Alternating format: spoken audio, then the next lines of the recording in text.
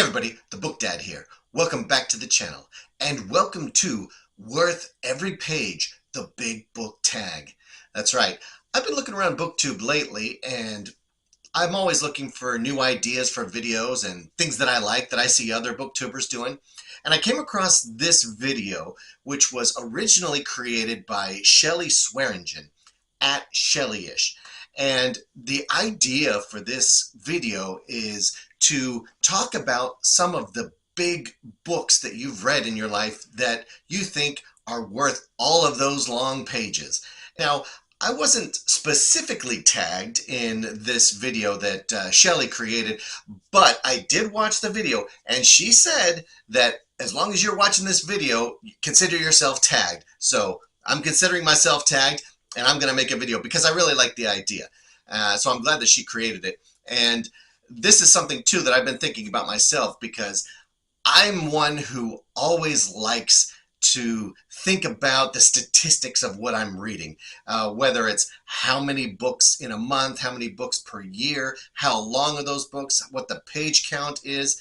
And so I always like to kind of compare and contrast the books that I've been reading over the course of my life as far as how long they are. And I remember when I was a young kid, probably a teenager, one of the first big books that I read was The Sword of Shannara by Terry Brooks. That was the first book I had ever read that was over 700 pages. And that was like a badge of honor to me at the time. I thought, oh, wow, like this is the biggest book I have ever read in my life. Like that was something cool to me. And so now as an adult, many years later, I've had the opportunity to read a lot of other bigger books. And so I like the idea of this tag of talking about the books to everybody that are bigger, the mammoth books. So when we're talking about this tag, what we're talking about are mammoth books, which is qualified by being 800 pages or longer. So the idea is to share with all of you what are some of the largest books that I've read that are totally worth it. They didn't drag, they were worth the page count, and that's what I'm going to do today. And so starting off with this, I'm going to start with one of my favorite books of all time, one of my favorite series of all time, and one of my favorite authors of all time. That's right, it's Brandon Sanderson, The Way of Kings, the first book in the Stormlight Archive, his magnum opus. This is Brandon Sanderson's take on epic fantasy, the series that he has been planning his entire life to write. Now, this is scheduled to be a 10-book series in all. He's finished with half of it. He's written the first 5 books, and The Way of Kings is the first in this series. Now, The Way of Kings clocks in at 1,007 pages, which sounds like a lot, but it is the least number of pages of any Stormlight Archive book. So it's that just gives you an idea of how big this series is.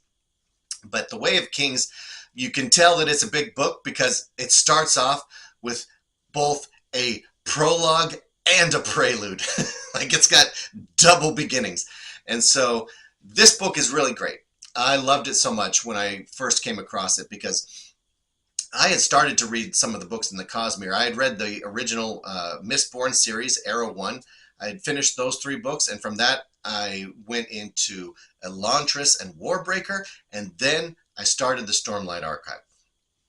So that's my journey through the Cosmere, how I started it out. And I was really glad to have read this book because I had heard so much about it, and it really paid off. It was everything that everybody says and more. In this book, Brandon Sanderson takes you to the world of Roshar, which is a giant landmass that is full of a bunch of different cities, geographies, peoples, cultures, even religions, and all of these give you an idea of why these books are so massive. This has a lot of characters in it. So sometimes I know big fantasy books like this can be hard to keep track of who is who, like who is this name? What's this guy over here? I forgot about this people. And so There is a little bit of that in the Stormlight Archive, but I feel like Branderson does a pretty good job of characterizing all of the different people so that you get a sense of who they are. And when he switches back and forth between different viewpoints, then you know who he's talking about. But it's always helpful sometimes in these bigger fantasy books to look through it, whether they have indexes or different maps and things like that that remind you of who things are, where things are. So that can sometimes be helpful in these really big chunkers. But the Way of Kings starts off with the assassination of a king, and that throws this kingdom into war with a fellow race. And you get the individual stories of a young man named Kaladin. And the Stormlight Archive, the way that it's structured, you have the ongoing story, and then every once in a while you'll get these flashbacks into whatever the main character for that particular book is. So in The Way of Kings, you get Kaladin's flashbacks. You find out where he came from and how he became a slave at the beginning of the book. Like you don't know what happened to bring him to that point, and then how he is being used by the army of this kingdom to fight these other people, the Parshendi. And so most of the story takes place on this geographical area called the Shattered Plains, which is depicted in a very cool and unique way. It gives you a real idea of what you're dealing with in geography. It's a bunch of tall plains that are broken apart that creates these giant chasms that if you go down into, all of the dead soldiers are down in there, and there's these chasm fiends, these giant creatures that are crustacean like lobsters and crabs, except huge and scary, that are roaming around down there. And these two armies are fighting each other across these plains. And so you've got these bridge carriers, these slaves that have to carry bridges around to span these chasms so that the army can cross over and get to where the opposing army is. And so you've got these chess battles of how to get to each other. And it's really cool, really interesting. And Kaladin, as a slave, gets put onto one of these bridge carrying teams. Also in this book, you have an interesting and unique magic system, Stormlight. The thing about Roshar is there are these big, huge, epic storms that sweep across the entire country. And as they do that, they infuse certain objects with something called Stormlight. And if you are a very particular person, you also have the ability to take that Stormlight into yourself and then use it to increase your abilities. It gives you the ability to, run up walls, to hang upside down on the ceiling, to fight with extra strength and power. It gives all kinds of unique abilities. So Stormlight Archive also follows many other characters. There's, of course, Shallan, who's another main character in this, Dalinar, who's one of the leaders of the army. And just like any of these big books, there is a lot of plot. I won't describe all of it, just kind of give you this brief glimpse into why I love it so much. The action, the adventure that's happening, the unique surprises and secrets that Branderson reveals along the way. It's always so much fun to read. Now, one of the other things I'd share with each of these books is I'll share with you one of the quotes that I love from the book. So in The Way of Kings, one of the quotes that I love is, "We follow the codes not because they bring gain, but because we loathe the people we would become otherwise." It gives you an idea into the idea of chivalry and the codes that are trying to be implemented in the army that have been lost for many years.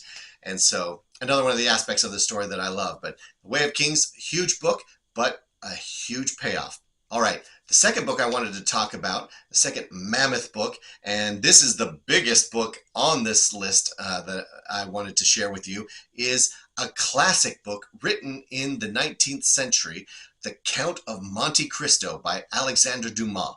And this is a French book that was written in, I think, 1846, if I remember correctly. And this is a true classic. This book is the definition of classic literature. It is awesome. And this book clocks in at a whopping 1,276 pages. So this is a really, really big one. And that number, of course, is based on, most of these numbers I'm just getting off of Goodreads for the page count. But of course, there are lots of different editions, paperbacks, hardbacks, large print, small print. So the page count is kind of varied. But this is just giving you a general idea of how long these books are. So the Count of Monte Cristo is a great adventure story. This story tells the tale of young Edmond Dantes, who is an up-and-coming sailor who's beginning his life and beginning to take more responsibilities and move up in the job world of that time. He has a fiancée that he's about to marry, and everything is looking up for him. Now, this is taking place in the early 19th century, and it is around the time when Napoleon had led France to many military victories against England, but was then conquered and exiled to the island of Elba, if you know your world history. And so this is taking real events from world history and then wrapping this fictional story around it. And so Edmund gets caught up in a bit of a plot. So like I said, he's up and coming, everything's going great for him, but he has these friends that are jealous of him, and they decide to betray him on the day of his wedding, no less. And so he is about to get married to his fiancée, but he is taken in that moment, hauled away, taken before a court, and his friends have planted this evidence against him. So basically along the lines of people at that time were either for France or for Napoleon Bonaparte. And if you were a Bonapartist, that they thought that you were a traitor to France, right? And so because of his defeat. And so Edmund gets mixed up in this political intrigue and this betrayal by his friends. And when he goes in front of the local magistrate, the local court, the head judge of that court knows that his father is a Bonapartist. And the letter that Edmund had been asked to deliver to somebody exposed that. And that would mean that this lawyer, this judge that is in charge of this little local municipal court would be shamed and would probably lose all that he had. And so in order to cover this up, in order to cover up the betrayal, he realizes that Edmund is innocent.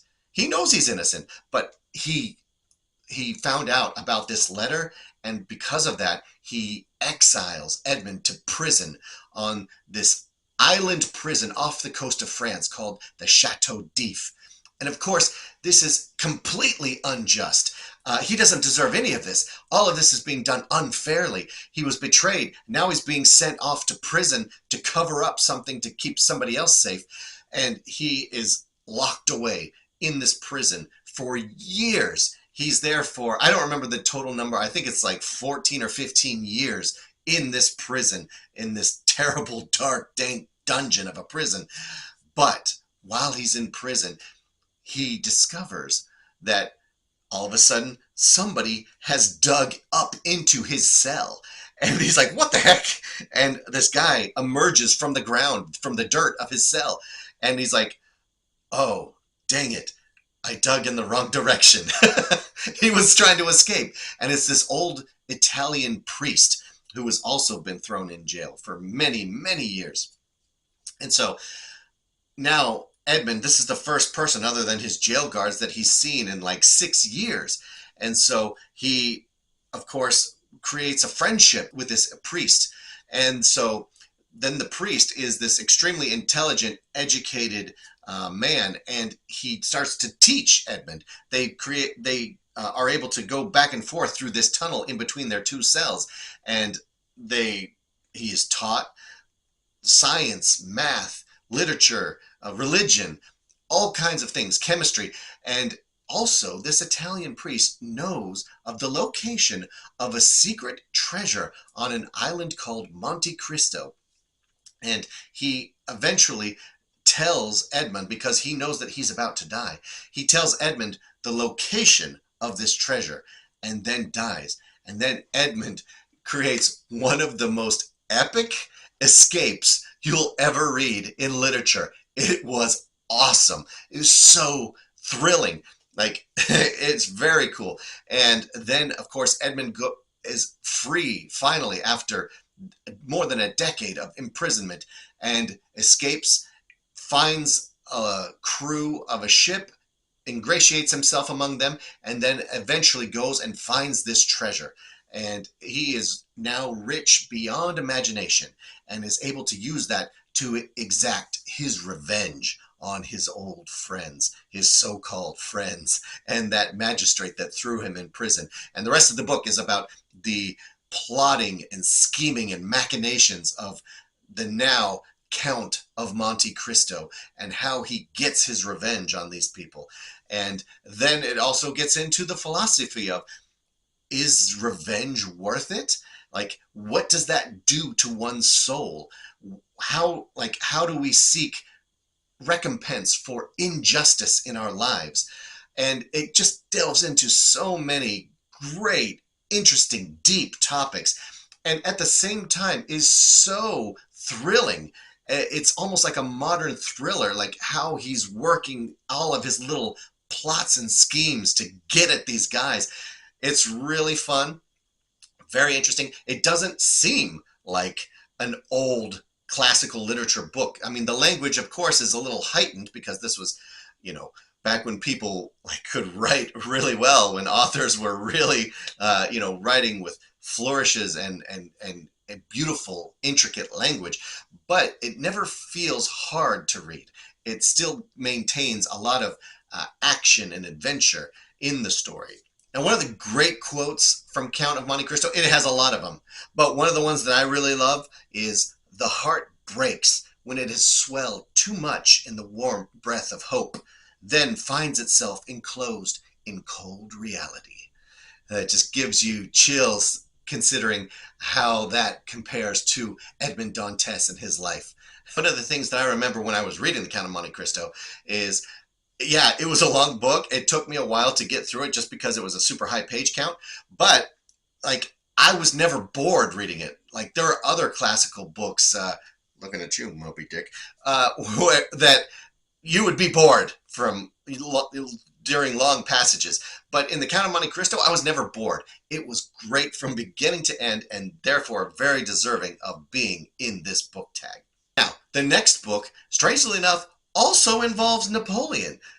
I didn't plan that out. It just was a happy coincidence. This book is a modern book, but the way that it's written is very similar to classic literature. What I'm talking about is Jonathan Strange and Mr. Norrell by Susanna Clarke. Now, of course, all of you know her now for Piranesi, one of the booktube darling of the last year. But prior to that, she wrote Jonathan Strange and Mr. Norrell, which comes in at 1,006 pages. Whew, it was a big one, very big. But this book is great. This is the story of England in the 19th century, around the time of, again, Napoleon, when England was fighting France and fighting Napoleon in those wars. And the idea of this sort of alternate history book is that magic is real. Magic existed in England hundreds of years ago from this book's perspective. There used to be somebody known as the Raven King who brought magic to England and to the world. But that was many hundreds of years ago. And at this point, most of that has been forgotten. And so there are groups of magicians in England that are theoretical magicians. They study magic, they read about it, but they can't do it.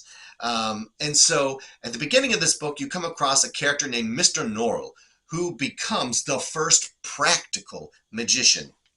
And he is able to actually perform real magic. And so these theoretical magicians are like, oh, dang, I guess we're out of work now, now that there's an actual practicing real life magician here. And so then he becomes famous and he sort of gets introduced into English society, going to London. And this book is written, it reminds me very much of a Jane Austen novel, of Pride and Prejudice. It's written in that style. And it's also basically taking place in the same general time period as those novels did, early 19th century. And so you're talking about London society, London high society, and lords and ladies, and all of the stuffy, culture that exists in that time period, being, introduced to people and going to these parties and get-togethers, and Mr. Norrell wants to bring magic back. Right? He's a bit conceited. He's a little stuffy. He's not super popular, but he's very famous because of what he can do.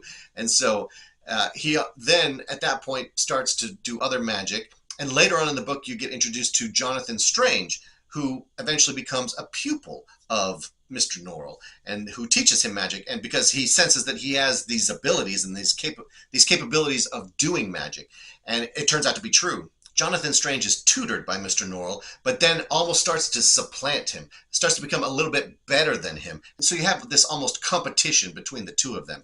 And what I really enjoyed about this book is that it takes magic and uses it in these real world applications. England is like, what can this magic do for us to help us win the war against Napoleon? And so Jonathan Strange gets sent off to help the army, as he's like the army's magician. And so he does things like moves a road from one place to another to make it easier for the English army to travel and harder for the French army to travel. Things like that, real world applications. And the cool thing about this too is that you are just dumped into this story. It does not explain what the rules are for this magic. It doesn't explain what the rules are for anything. You're there, and Susanna Clarke explains it through showing rather than telling. She doesn't tell you what the magic is, what this book is about. She shows you through characterization, through plot, which is a much higher level of writing than the authors that will just tell you, like, this is what you can do, blah, blah, blah, blah, like this is how this works, and they just explain everything. Susanna Clarke doesn't explain, she shows. The other thing that about this story that really makes it worthwhile is that it has this beautiful atmosphere. If you've read Piranesi, you know that it has this mysterious, ethereal atmosphere. You don't really know what you're in, what's going on, what's happening, but you get this sense, this feeling of, yeah, like, I like this. I don't know what's happening, but I'm in the story, and I'm getting the feel of it. That's what Jonathan Strange and Mr. Norrell is like. And it accomplishes that by combining the real world of England with the fairy world that is sort of around it. It's described as this other country, and that you can get there some in different ways, but it doesn't really explain how a lot. It's this thing that's there. There are fairies that are interacting with some of the characters, and it's a mysterious, atmospheric, kind of almost ghostly feeling that you get. And so it's very cool. It's a novel you can really just live in. It's like just being transported into another world. And one of the quotes that I love from this book was, "He understood for the first time that the world is not dumb at all, but merely waiting for someone to speak to it in a language it understands." That kind of shows the relationship between magic and the real world that is done so well in this book, and that's what makes it worth every page. The next book that I want to get to on this list is a big book written by an author who writes a lot of big books. This is The Stand by Stephen King. Now, The Stand, originally when it came out in the 70s, had a lesser page count, but then in 1990, Stephen King released the full version, which is what I read, which is called the Complete and Uncut Edition. And this had 1,152 pages. Now, The Stand is a classic Stephen King book. It's long, it has a lot of characters, and it has a great dichotomy between good and evil. The book basically tells the story of a virus that escapes contamination and begins to infect the entire population of not just the United States, but the whole world. And is a super virus, a super flu that within, a couple of weeks ends up killing almost all of the population of the world. I think it says something like 99.5% of the world is completely wiped out by this thing. But yeah, in the stand, the virus wipes out everybody. Society breaks down. It falls apart. Everything is shut down, and basically everybody dies. And you're left with just a few characters that have miraculously survived, have some unknown immunity to this flu. And then we begin to follow their stories. They're in different states around the country, and they begin to have these visions, these dreams, where they're being called to by two separate forces. There's the force on the good side, somebody named Mother Abigail, this old lady who is calling to survivors to come and gather with her. And then on the other side, on the dark side, there is Randall Flagg, the man in black, the dark man. And he is also calling to people to come and meet with him and gather to him. And so you have these two separate opposing forces that are calling the survivors to them. And so then you begin to follow the survivors. Some of them follow Flagg, some of them follow Mother Abigail. And you go through these amazing journeys that these people are having that have survived the worst thing that you can imagine and are now making their way across the country, coming across other groups of people, finding out whether they're good people or bad people, conflict or finding friendships. And so these groups begin to congregate and move across the country until they get to Mother Abigail or Randall Flagg. And the good people eventually make their way to Boulder, Colorado, and all of the people that want to follow the evil are of course, in Las Vegas. It makes sense, right? And so then, yeah, the story is pretty simple. That's a pretty simple idea. But what Stephen King does over the course of the journey, and these people that are trying to kind of restart society and make this stand against the evil that still exists, he's able to talk about the whole human condition, right? Talk about the goodness that exists in humanity and also the evil. And so that's really what The Stand is about, is reading this amazing story about humanity and our ability to survive, our ability to rebuild, and our ability to destroy and to tear apart and to cause mass destruction and havoc. And so it's just a great story. A lot happens, obviously, over the course of those pages, but it's all great Stephen King. It's peak Stephen King. It's him in his element. One of the famous quotes from The Stand that I love is, "The place where you made your stand never mattered, only that you were there and still on your feet." That quote just shows that this book is about standing for something. It doesn't matter where you are, it matters what it is that you're doing and how you're doing it. And I will say that one of the great things I remember reading about this book, there is a scene where a particular character has to go through a tunnel to get from one area to another. And my gosh, that was one of the scariest, creepiest scenes I've ever read in any book. And Stephen King is really great at doing that. And so this book is great from start to finish and totally deserving of being on this list. My final book in this book tag for today is going to be one of the books that I think might be my favorite book of all time. I'm not sure, but it's up there. It's one of the best books that I have ever read, and I've read it fairly recently. This is Lonesome Dove by Larry McMurtry.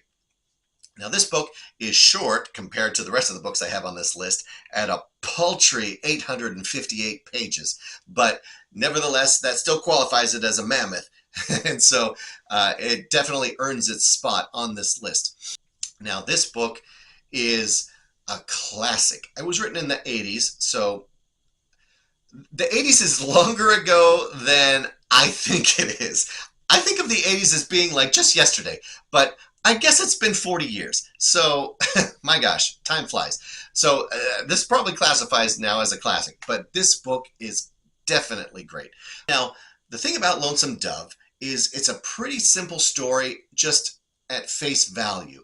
You basically have this company of men led by Gus and Call, two old Texas Rangers that have this cattle company, and they're deciding to move it from Lonesome Dove, Texas. Lonesome Dove, the name of the book, is the name of a town. So they're moving all of their cattle in a huge cattle drive from Texas all the way up to Montana. And pretty simple, basic story, right? And you might think, well, what's so exciting about that, right? A Western about a cattle drive? But trust me, this book, it delves into all of the rich and varied emotions of humanity. Basically, Larry McMurtry just takes that framework of a story in order to describe all of the beautiful, scary, sad, fearful, lonely, exciting, happy, all of the emotions that we experience in life are fused into this story in various little vignettes throughout.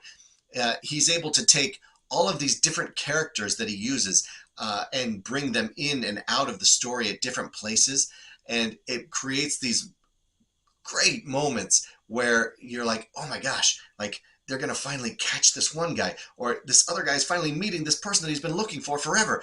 And like they just sort of weave in and out of the story at just the right perfect moments. And Larry McMurtry, he writes in this old westerny kind of dialogue that's at both times beautiful and hilarious. Like, they're like, they call it Montani.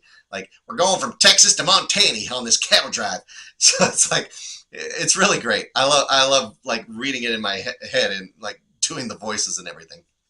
It's great. And the characters are hilarious also. There's a lot of funny moments, but there's also a lot of really scary moments. A lot of really sad, heartbreaking moments. Like really like exciting moments. It has everything. This story like has literally everything. It is awesome. And it won the Pulitzer Prize. So, I mean, you know, somebody thought it was good at some point. It's very popular. A whole TV miniseries has been made about it. It's a great book. You should, if you haven't read Lonesome Dove, go get it. Go read it. I promise you, you will love it from every single page, from beginning to end. And that's the whole point of this list, isn't it?